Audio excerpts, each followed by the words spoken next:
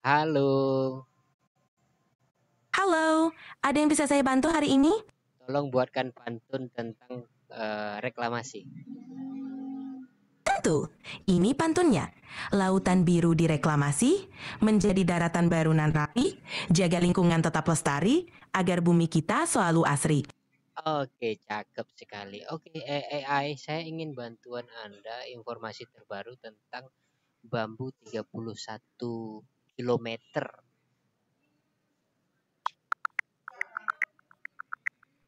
Pagar bambu sepanjang 30,16 km ditemukan di perairan Kabupaten Tangerang, Banten.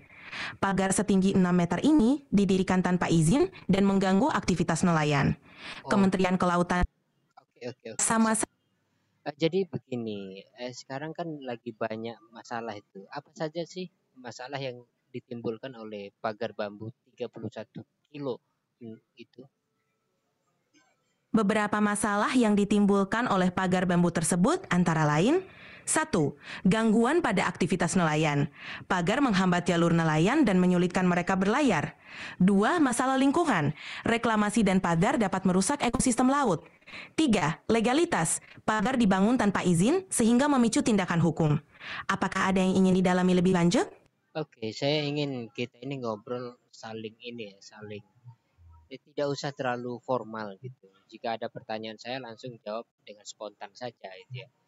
Mahfud MD katanya berkomentar tentang ini. Apa komentarnya?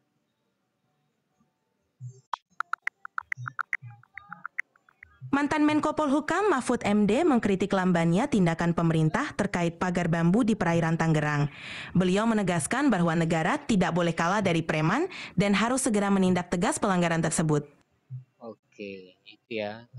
Jadi ya, Mahfud MD juga memberi spekulasi tentang hal itu. Katanya ada dua hal. Dua hal itu apa?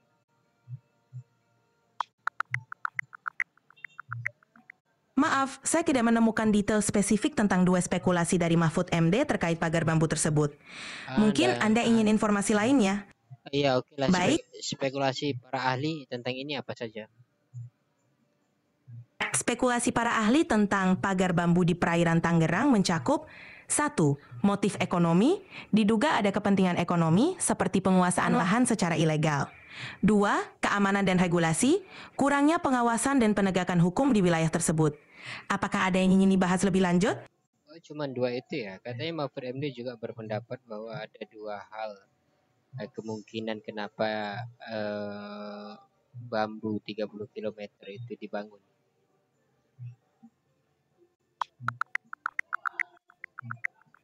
Mahfud MD menyebut dua kemungkinan di balik kasus pagar bambu di Tangerang. Pertama, negara takut menghadapi pihak tertentu. Kedua, ada permainan antara pejabat dan pelaku di lapangan.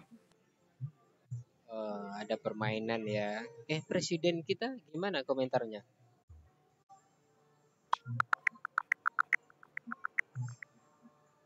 Presiden Prabowo Subianto telah menginstruksikan pembongkaran pagar bambu sepanjang 30,1 km di perairan Tangerang, Banten yang diduga dibangun tanpa izin. Pembongkaran dilakukan oleh TNI A pada 18 Januari 2025 sesuai perintah Presiden. Dibongkar gitu aja tanpa ada penyelisikan kasusnya. Pembongkaran dilaksanakan karena pagar tersebut dibangun secara ilegal dan langkah penegakan hukum tetap akan berjalan untuk memastikan pihak-pihak yang bertanggung jawab ditindak sesuai hukum yang berlaku. Kira-kira kena pasal apa itu? Pihak yang terlibat dalam pembangunan pagar bambu ilegal bisa dikenakan pasal-pasal terkait: 1. Pelanggaran tata ruang, membangun tanpa izin sesuai UU Penataan Ruang. 2. Kehutanan dan lingkungan, melanggar peraturan tentang konservasi dan perlindungan lingkungan hidup. 3. Pelanggaran pelayaran, mengganggu jalur pelayaran sesuai UU tentang pelayaran. Oke, oke, oke. Eh, saya mau bertanya lagi. Kira-kira hukumannya itu kalau di penjara itu berapa tahun penjara ya? Untuk pelanggaran seperti ini, hukuman penjara bisa bervariasi tergantung pasal yang dikenakan. Biasanya bisa berkisar antara 1 hingga 5 tahun atau lebih, tergantung beratnya pelanggaran dan dampaknya. Gitu ya. Oke, oke. Kamu mau tanya ke saya apa? Apakah ada topik lain yang ingin dibahas atau ada informasi khusus yang sedang Anda cari? Iya, kita ini kan sedang podcast ini, tanya jawab. Kira-kira kita saling tanya gitu loh, gitu. Tentang topik ini tadi yang kita bicarakan. Kira-kira untuk mempertajam persoalan ini, kamu ingin tanya apa ke saya? Baik, mungkin saya bisa bertanya. Menurut Anda bagaimana langkah yang tepat untuk memastikan kejadian serupa tidak terulang di masa depan? Oh ya, tentu diberi efek jerah ya kepada si pelaku, karena tanpa itu orang akan sewenang-wenang melihat hukum di Indonesia yang tidak tegas. Menurut saya itu sih. Ada lagi yang mau ditanyakan? Pendapat yang sangat tepat. Mungkin satu pertanyaan lagi.